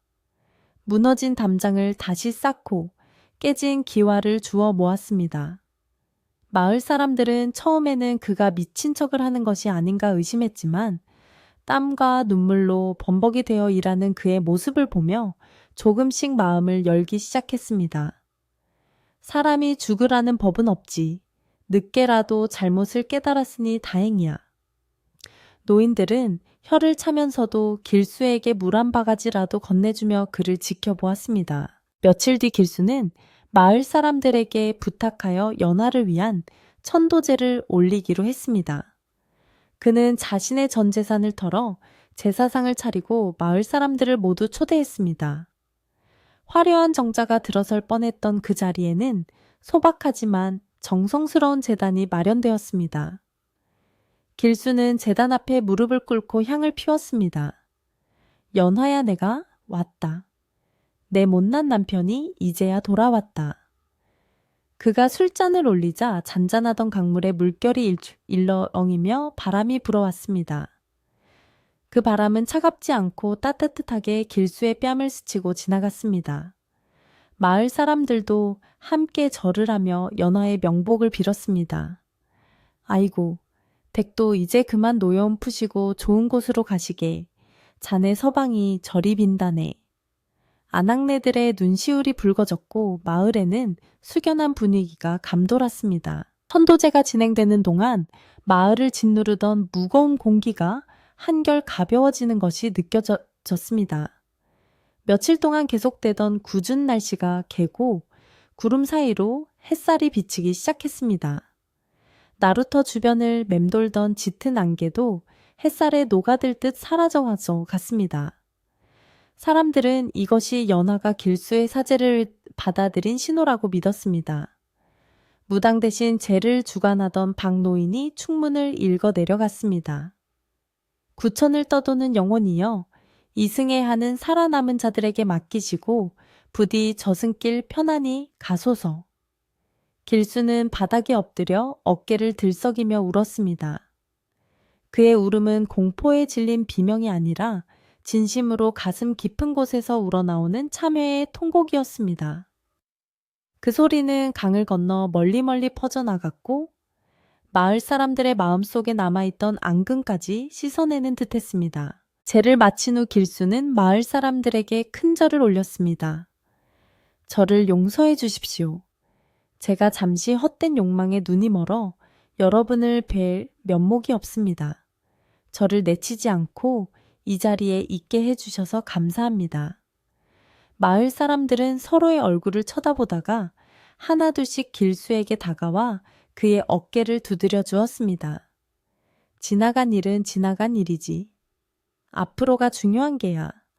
자네가 여기서 연화목까지 열심히 사는 게 속죄하는 길일세. 촌장의 말에 길수는 눈물을 닦으며 고개를 끄덕였습니다.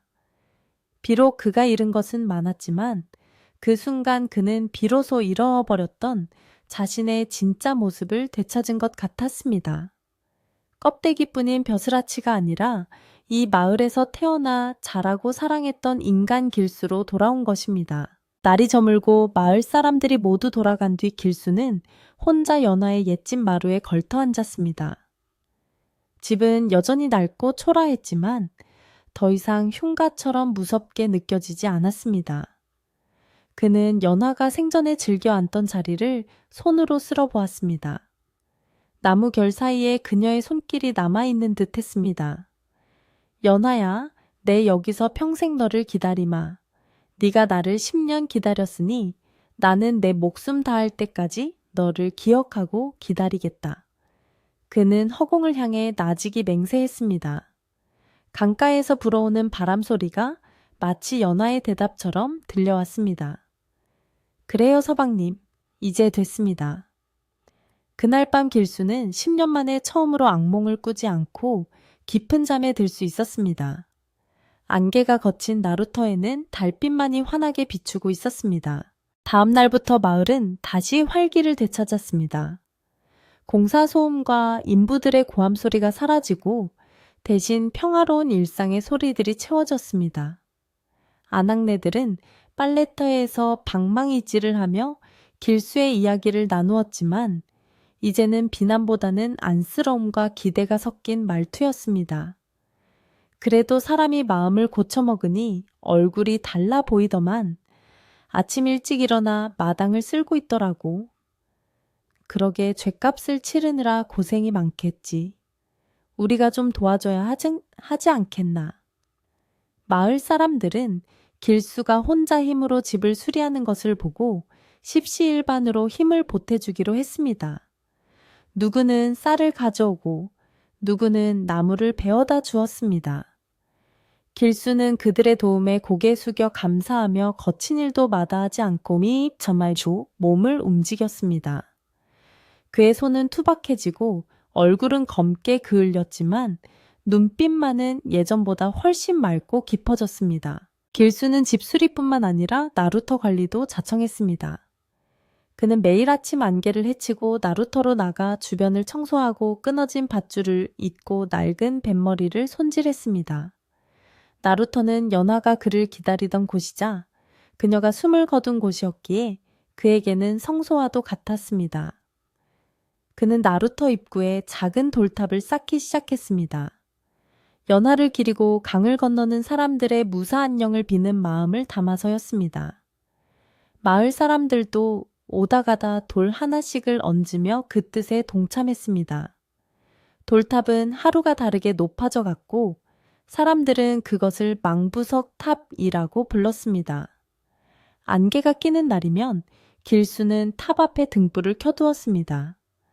혹시라도 길 잃은 영혼들이 그리고 연화가 찾아올 때 길을 잃지 않도록 하기 위해서였습니다. 어느 날 저녁 길수가 지붕 위에서 기와를 얹고 있는데 박노인이 찾아왔습니다. 이복의 길수, 자네 솜씨가 제법이구먼. 이제 정말 이 마을 사람이 다 되었어. 박노인은 흐뭇한 표정으로 그를 올려다 보았습니다. 길수는 땀을 닦으며 씁쓸하게 웃었습니다. 어르신 덕분입니다. 그때 저를 꾸짖어 주지 않으셨다면 저는 평생 짐승만도 못한 놈으로 살았을 겁니다. 박노인은 고개를 끄덕이며 곰방대에 불을 붙였습니다. 사람은 누구나 실수를 하는 법이지. 중요한 건 그 다음이야. 자네가 이렇게 진심으로 뉘우치고 사니 연하도 저승에서 편히 눈을 감았을 걸세. 두 사람은 마루에 앉아 막걸리 한 잔을 나누며 밤이 깊도록 이야기를 나누었습니다. 풀벌레 소리가 배경음악처럼 깔리고 하늘에는 별이 쏟아질 듯 총총했습니다. 더 이상 집 주변에서 귀신 울음소리는 들리지 않았습니다. 이제 연하의 옛집은 마을 사람들의 사랑방처럼 변해갔습니다. 길수는 그를 배운 재주를 살려 마을 아이들에게 천자문을 가르쳐 주기도 했고 억울한 일을 당한 사람들의 상소문을 대신 써주기도 했습니다. 그는 한양에서 얻은 지식을 자신의 출세가 아닌 이웃을 돕는 데 사용했습니다. 사람들은 그를 길수 서방이라고 친근하게 부르며 다시 마을의 일원으로 받아주었습니다. 비록 그가 잃어버린 10년의 세월을 되돌릴 수는 없었지만 남은 생을 통해 그 빈자리를 채워나가고 있었습니다. 길수의 집 마당에는 연화가 좋아했던 진달래꽃을 심었고 봄이 오면 온 집안이 분홍빛으로 물들었습니다. 꽃이 필 때마다 길수는 연하가 환하게 웃는 모습을 떠올리며 미소 지었습니다. 슬픔은 여전했지만 그것은 더 이상 그를 파괴하는 독이 아니라 그를 살게 하는 걸음이 되어 주었습니다. 시간이 흘러 계절이 몇 번이나 바뀌었습니다. 마을은 예전의 평온함을 완전히 되찾았고 나루터의 전설도 조금씩 잊혀가는 듯 했습니다. 하지만 길수는 단 하루도 연하를 잊은 적이 없었습니다. 그는 매일 저녁 나루터에 나가 강 건너편을 바라보며 하루를 마무리했습니다. 이제 그는 누군가를 기다리는 것이 아니라 누군가를 기억하고 배웅하는 마음으로 그 자리에 섰습니다. 강물은 말없이 흐르며 그의 회한과 그리움을 실어 날랐습니다. 마을 사람들은 그런 길수의 뒷모습을 보며 진정한 사랑과 속죄의 의미를 되새기곤 했습니다. 안개는 여전히 피어올랐지만 그것은 이제 사람들을 가두는 감옥이 아니라 상처 입은 마음을 부드럽게 감싸주는 이불처럼 마을을 덮어주었습니다. 그렇게 연하의 집과 나루터는 공포의 공간에서 치유의 공간으로 서서히 변해가고 있었습니다. 세월은 유수와 같아 강물이 쉼없이 흐르듯 사람들의 삶도 흘러갔습니다. 길수가 참회의 눈물을 흘리며 연화의 옛집을 다시 일으켜 세운 지 어느덧 수십 년이라는 긴 시간이 지났습니다. 검던 길수의 머리카락은 하얗게 센 백발이 되었고 꼿꼿했던 허리는 굽어 지팡이 없이는 걷기 힘든 노인이 되었습니다. 하지만 그의 얼굴에서는 젊은 시절의 오만함이나 탐욕스러운 기색은 찾아볼 수 없었고 대신 세월의 풍파를 견뎌낸 고목처럼 깊고 온화한 주름만이 자리 잡고 있었습니다. 마을 사람들은 이제 그를 나루터 할아버지라고 부르며 따랐고 아이들은 그를 보면 달려와 품에 안기곤 했습니다. 길수는 더 이상 한양의 높은 벼슬아치가 아니었지만 마을 사람들의 마음속에서는 그 어떤 고관대작보다 존경받는 어른으로 자리하고 있었습니다. 길수의 하루는 언제나 나루터에서 시작되었습니다. 동이 트기 전 새벽 안개가 차에 걷히기도 전에 그는 낡은 비를 들고 나와 나루터 주변을 깨끗이 쓸었습니다. 혹여나 강을 건너는 사람들이 돌부리에 걸려 넘어질까봐 작은 돌멩이 하나까지도 정성스럽게 치웠습니다. 그리고 연하의 넋을 기리기 위해 쌓은 돌탑 앞에 정화수를 떠놓고 아침 해가 떠오를 때까지 묵념을 올렸습니다. 연하야 간밤에도 평안하였느냐? 오늘도 이 강을 건너는 모든 이들을 굽어 살펴다오. 그의 기도는 십수년 하루도 빠짐없이 이어졌고 그 지극한 정성 덕분인지 연화나루에서는 더 이상 배가 뒤집히거나 사람이 물에 빠지는 사고가 일어나지 않았습니다. 마을 사람들은 이것이 길수의 정성에 감동한 연화가 마을을 수호해주기 때문이라고 믿었습니다. 연화의 옛집은 이제 마을에서 가장 아름다운 곳이 되었습니다. 길수가 심어놓은 진달래와 철쭉은 봄이면 흐드러지게 피어 집을 꽃 대걸로 만들었고 여름이면 마당 한가운데 심은 느티나무가 시원한 그늘을 드리워 마을 사람들의 쉼터가 되어주었습니다. 담장은 낮아져서 누구든지 안을 들여다볼 수 있었고 대문은 언제나 활짝 열려 있어 지나가는 나그네들이 목을 축이고 갈 수 있었습니다.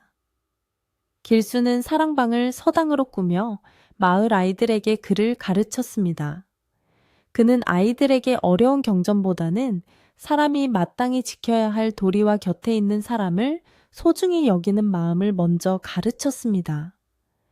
얘들아 출세하여 높은 자리에 오르는 것도 좋지만 그보다 더 중요한 것은 사랑하는 사람과의 약속을 지키고 의리를 저버리지 않는 것이란다. 아이들은 길수의 예시하기를 들으며 눈망울을 반짝였고 그 가르침을 마음에 새기며 자라났습니다. 어느 해 늦가을 마을에 한 젊은 선비가 찾아왔습니다. 그는 갓을 쓰고 보찜을 맨 채 결연한 표정으로 나루터에 서서 배를 기다리고 있었습니다. 길수는 그 젊은이의 모습에서 10년 전 아니 수십 년 전 자신의 모습을 보았습니다.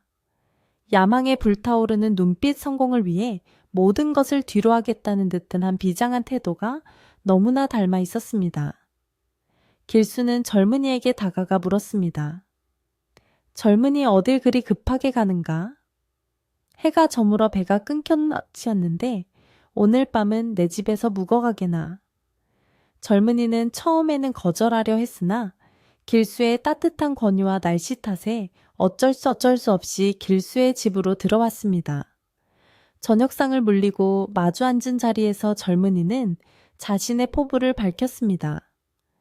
저는 한양으로 가서 과거를 보고 장원 급제하여 가문을 일으킬 것입니다.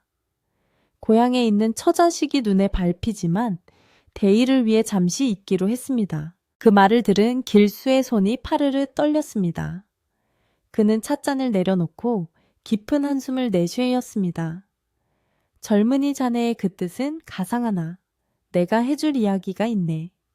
길수는 밤이 깊도록 자신의 지난 날을 젊은이에게 들려주었습니다. 조강지처를 버리고 출세를 쫓았던 자신의 어리석음, 그리고 그로 인해 겪어야 했던 뼈아픈 후회와 고통, 결국 모든 것을 잃고 나서야 깨닫게 된 진정한 행복의 의미에 대해 담담하지만 뼈있는 목소리로 이야기했습니다. 성공이라는 것은 혼자 누릴 때는 아무런 맛도 나지 않는 법이라네. 자네가 금이 환영했을 때 정작 자네를 가장 반겨줘야 할 사람이 없다면 그 비단 옷이 무슨 소용이겠는가. 부디 나처럼 어리석은 짓은 하지 말게나. 길수의 눈에 고인 눈물을 본 젊은 선비는 아무 말도 하지 못하고 고개를 숙였습니다. 다음 날 아침 젊은 선비는 한양으로 가는 바에 대신 고향으로 돌아가는 길을 택했습니다. 그는 떠나기 전 길수에게 큰 절을 올리며 말했습니다. 어르신 덕분에 제가 정말 소중한 것을 잃을 뻔했다는 것을 깨달았습니다. 돌아가서 아내와 함께 다시 차근차근 준비하겠습니다. 비록 늦더라도 함께 가는 길을 택하겠습니다. 길수는 멀어지는 젊은이의 뒷모습을 보며 안도의 한숨을 내쉬었습니다. 자신이 겪은 비극이 되풀이되지 않도록 막았다는 생각에 가슴 한구석이 묵직하면서도 따뜻해져 왔습니다. 나루터의 안개 속으로 사라지는 젊은이를 향해 길수는 마음속으로 빌어주었습니다. 부디 자네는 행복하게나, 기다림이 원망이 되지 않도록, 사랑이 아픔이 되지 않도록 서로 아끼며 살게나. 강바람이 길수의 옷자락을 스치며 지나갔는데 그 바람결이 마치 잘하셨어요 서방님 하는 연화의 속삭임처럼 부드러웠습니다. 계절은 돌고 돌아 다시 겨울이 찾아왔습니다. 마을은 흰 눈으로 뒤덮였고 강물은 얇게 얼어붙어 고요한 침묵에 잠겼습니다. 길수는 이제 거동이 불편할 정도로 기력이 쇠해져서 방 안에 누워있는 시간이 많아졌습니다. 마을 사람들은 번갈아 가며 길수의 집을 찾아와 수발을 들었습니다. 어르신 오늘은 팥죽을 쑤어왔습니다. 한술 드십시오. 김서방네가 땔감을 넉넉히 해왔으니 올겨울은 따뜻하실 겁니다. 사람들의 발길이 끊이지 않는 길수의 방은 훈훈한 온기로 가득 찼습니다. 길수는 찾아오는 이들의 손을 일일이 잡으며 고마움을 표시했습니다. 내가 지은 죄가 많은데 이리 과분한 대접을 받아도 되는지 모르겠네. 다들 복 받을 걸세. 그는 자신의 삶이 헛되지 않았음을, 비록 늦게나마 사람의 도리를 다하며 살았음을 이웃들의 따뜻한 눈빛 속에서 확인할 수 있었습니다. 어느 눈 내리는 밤, 길수는 문득 잠에서 깨어났습니다. 방 안에는 호롱불이 가물거리고 있었고 창밖에는 소복소복 눈 쌓이는 소리만이 들려왔습니다. 몸은 솜처럼 무거웠지만 정신은 그 어느 때보다 맑고 또렷했습니다. 그는 힘겹게 몸을 일으켜 창문을 열었습니다.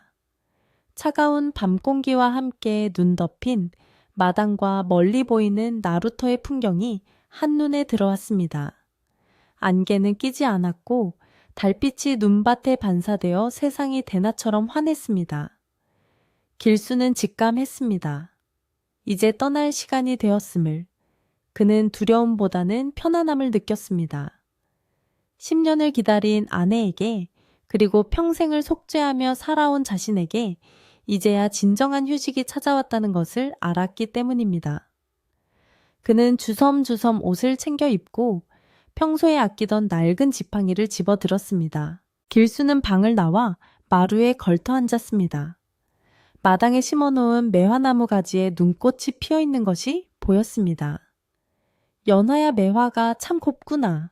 네가 시집오던 날도 눈이 이렇게 내렸었지. 그는 혼잣말처럼 중얼거렸습니다. 그때 닫혀있던 대문이 스르르 열리며 눈부신 빛이 마당으로 쏟아져 들어왔습니다. 빛 속에서 한 여인이 걸어 들어오고 있었습니다. 하얀 소복을 입고 머리에는 옥색 탱기를 들인 젊은 날의 연하였습니다. 그녀는 더 이상 슬픈 표정이 아니었습니다. 수줍은 새색시처럼 볼이 발그레하고 입가에는 환한 미소를 머금고 있었습니다. 그녀는 마루 끝에 서서 길수를 향해 손을 내밀었습니다. 그 손은 차갑지도 무섭지도 않아 보였습니다. 세상에서 가장 따뜻하고 부드러운 손길로 길수를 부르고 있었습니다. 길수는 지팡이를 내려놓고 천천히 일어섰습니다. 굽었던 허리가 펴지고 무겁던 다리에 힘이 생기는 듯 했습니다. 그는 홀린 듯 마당으로 내려섰습니다.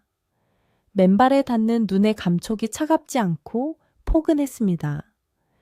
연하야, 정말 너로구나. 나를 데리러 와주었구나. 길수의 눈에서 뜨거운 눈물이 흘러내려 주름진 볼을 타고 흘러왔습니다. 연하는 아무 말 없이 고개를 끄덕이며 길수의 손을 잡았습니다. 맞잡은 두 손에서 온기가 퍼져 나갔습니다. 10수년 전 차가운 공포로 다가왔던 그 손길이 이제는 영원한 안식과 사랑으로 길수를 감싸 안았습니다. 서방님, 이제 가요. 더 이상 춥지 않은 곳으로, 기다림이 없는 곳으로. 그녀의 목소리는 맑은 은쟁반에 옥구슬이 굴러가는 소리처럼 청가하게 울렸습니다. 길수는 뒤를 돌아보았습니다. 자신이 평생을 바쳐 지키고 가꾼 집, 그리고 평화롭게 잠들어 있는 마을의 풍경이 눈에 들어왔습니다. 아쉬움은 없었습니다. 자신이 뿌린 씨앗들이 마을 사람들의 마음속에 남아 아름다운 꽃을 피울 것임을 알기 때문이었습니다. 그는 미련 없이 연하의 손을 잡고 대문을 나섰습니다. 두 사람의 발자국은 눈 위에 남지 않았고 그들의 모습은 달빛 속으로 그리고 강 너머 피어오르는 신비로운 안개 속으로 서서히 녹아들었습니다. 나루터에는 언제나처럼 강물이 흐르고 있었지만 그 물소리는 더 이상 구슬픈 울음이 아니라 두 사람의 재회를 축복하는 환희의 노래처럼 경쾌하게 들렸습니다. 강가 갈대숲도 바람에 몸을 흔들며 그들의 마지막 여행을 배웅했습니다. 다음 날 아침 마을 사람들은 마루에 평온하게 앉아 잠든 듯 숨을 거둔 길수를 발견했습니다. 그의 얼굴에는 세상의 모든 짐을 내려놓은 듯한 편안한 미소가 서려 있었습니다. 사람들은 슬퍼하기보다는 호상이다 호상이야, 드디어 연화의 씨 곁으로 가셨구나 하며 그의 죽음을 애도하고 축복해 주었습니다. 마을 사람들은 길수를 연화가 묻힌 양지 바른 언덕 옆에 나란히 묻어주었습니다. 두 개의 무덤 사이에는 한 쌍의 소나무가 자라나 마치 서로를 껴안고 있는 듯한 형상을 이루었고 마을 사람들은 그곳을 부부송이라 부르며 마을의 자랑으로 여겼습니다. 이제 그곳은 슬픈 전설의 장소가 아니라 영원한 사랑을 약속하는 연인들의 성지가 되었습니다. 길수가 떠난 후에도 마을에는 아름다운 풍습이 생겨났습니다. 매년 7월 7석이 되면 마을 사람들은 나루터에 모여 연등을 띄웠습니다. 강물 위를 수놓는 수백 개의 연등은 밤하늘의 별처럼 반짝이며 마을을 환하게 밝혔습니다. 사람들은 연등을 보며 길수와 연화의 이야기를 나누었고 서로의 손을 꼭 잡으며 곁에 있는 사람의 소중함을 되새겼습니다. 있을 때 잘해라. 나중에 후회하지 말고. 어른들은 젊은이들에게 이렇게 덕담을 건네곤 했습니다. 이 마을에서 나고 자란 아이들은 누구나 이 이야기를 들으며 자랐고, 그래서인지 이 마을 사람들은 부부 금슬이 좋고 이웃 간의 우애가 깊기로 소문이 났습니다. 연화의 기다림과 길수의 참회는 그렇게 마을의 지혜가 되어 오래도록 전해졌습니다. 어느 날 마을을 지나던 나그네가 나루터 뱃사공에게 물었습니다. 이 강에는 안개가 자주 낀다는데 무섭지 않소? 뱃사공은 허허 웃으며 대답했습니다. 무섭다니요. 이 안개는 우리 마을을 지켜주는 이불 같은 것이오. 저기, 저 언덕에 누워 계신 두 분이 보내주는 입김이지요. 마음이 착한 사람에게는 이 안개가 포근하게 느껴지지만 삿된 마음을 품은 사람에게는 앞을 가리는 벽이 된다오. 나그네는 고개를 끄덕이며 안개 낀 강을 바라보았습니다. 희뿌연 안개 속에서 뱃사공의 노 젓는 소리가 규칙적으로 들려왔고 멀리서 은은한 피리 소리가 들리는 듯도 했습니다. 그것은 마치 고단한 하루를 마친 사람들을 위로하는 자장가 같았습니다. 강물은 오늘도 변함없이 흐르며 세상의 모든 슬픔을 씻어내고 평화를 실어 나르고 있습니다. 밤이 깊었습니다. 마을의 집집마다 등불이 하나둘 꺼지고 사람들은 따뜻한 이불 속으로 들어갑니다. 길수와 연화가 이제는 천상에서 손을 맞잡고 이 마을을 내려다보고 있을 것입니다. 그들의 이야기는 우리에게 말해줍니다. 실수는 누구나 할 수 있지만 진심으로 뉘우치고 바로잡으려는 마음이 있다면 언제든 다시 시작할 수 있다고 말입니다. 그리고 무엇보다 지금 내 곁에서 숨쉬고 있는 소중한 사람을 아끼고 사랑하는 것이야말로 가장 큰 행복이라고 속삭여줍니다. 오늘 밤 당신의 꿈속에도 따뜻한 강바람이 불어와 하루의 피로를 씻어주기를 바랍니다. 착한 마음을 품고 잠들면 반드시 좋은 꿈을 꾸고 복이 찾아온다는 옛 어른들의 말씀을 기억하며 편안히 눈을 감으십시오. 자, 이제 이야기는 모두 끝났습니다. 강물 소리 들리시나요? 철썩철썩. 그 소리에 맞춰 깊고 편안한 잠에 빠져드세요. 안녕히 주무세요. 좋은 꿈 꾸십시오.